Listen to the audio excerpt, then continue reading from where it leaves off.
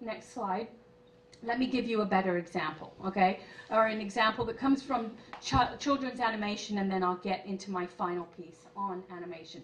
So if you want to think about what this other version of feminism that I call shadow feminism is about, and I've written another book recently on that called Gaga Feminism that you can ask me about. You only have to go to Chicken Run. Pretty much anything you want to know in life you can find in Chicken Run, I guarantee it. But Chicken Run is remarkably, it's a claymation film made by 2 British animators. It took a very, very long time to make. It does use computer animation, but mostly claymation is a form of animation where you make these little clay birds, and you literally have to move them before each time that you take the picture. That's what creates the animation. It's painstaking and slow. They used it to tell a story about chickens who are being kept on a farm by the evil Mr. and Mrs. Tweedy, who are basically in the position of the capitalists. So they extract labor from the chickens, their eggs, they take their eggs, and they keep them cooped up, and they try to turn a profit. When the eggs cease to be very profitable, they decide to turn the chickens into chicken pot pies, at which point one of the chickens, the feminist, Ginger, says, no, we've got to get organized, at which point Mr. Tweedy says, I think they're organized, and his wife says, you're crazy, okay? You see the lay of the land here. All right, it's a wonderful, wonderful parable, basically, about capitalism, about chickens deciding to rise up against the man, all right? And there are 3, because they're all chickens, they're all female, so it's sort of a feminist parable of revolt. And there are 3 chickens. Ginger is the one who says we've got to rise up, and she seems like the feminist. There's a cynic called Bunty who poo-poos every single plan she comes up with and says no to it. And then there's Babs, okay? And Babs is the seemingly innocent, ingenue, passive, foolish bird in the corner knitting. And this is the one around whom I believe we should build a feminist revolt, surprisingly perhaps to you. So at one point, Ginger says, we are going to die free or die trying. You know, it's like the inspirational speech of the film. And Babs says at that point, are those the only choices? Okay? So in many ways, what I'm saying is that feminism has falsely defined itself in this sort of zero-sum set of choices, and that there's another much more interesting, darker strand of feminism that we should be engaging that runs through passivity and masochism.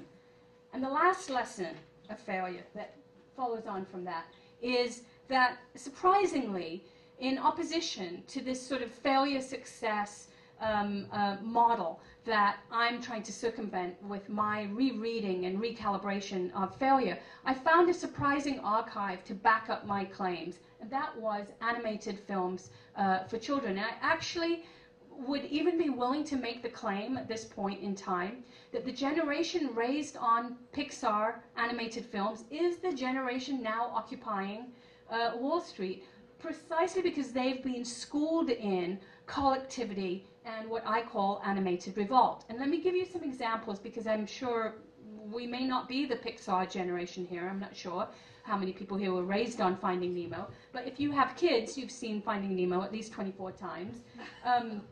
And these are just like 4 films picked at random. And let me explain to you how it works. So this is the general plot of these kinds of films for kids. And remember that these films have to address a child audience, not an adult audience, and can't hit them with parables of success that require too much of them, or they're going to be overwhelming. Okay? So in Robots, you have basically the plot is that an evil robot corporation has stopped making spare parts for older robots. And so those older robots are going to be phased out and not recycled, and it's bad for the environment, and we need to demand that we recycle rather than regenerate new forms. It's sort of a hit at Apple, if you like, you know, how they never recycle anything. Then you have Over the Hedge, which is a band of woodland creatures who go to sleep, hibernate, and when they wake up, a suburban tract has been built and erected a partition or hedge between themselves and the animals. And the animals revolt, tear down the hedge, tear down the suburbs, refuse these polluting, SUV-driving, junk food-consuming suburbanites, and drive them out. Monsters, Inc. is Monstropolis is a city run on the screams of children, and they extract screams from children by sending monsters to them at night, and everyone has a quota of screams that they have to solicit from the child. And the monsters join forces with the children and refuse any longer to compel the children to scream and rise up against the corporate owners of Monstropolis. And then finally, there's Finding Nemo, with the very queer blue fish played by Ellen DeGeneres, who only remembers 5 minutes at a time, and so has a very loopy, queer sensibility. And when she finally helps Marlin to find Nemo, they don't just go home together and create a little family. No, they run into a school of fish who are being scooped up by fishermen.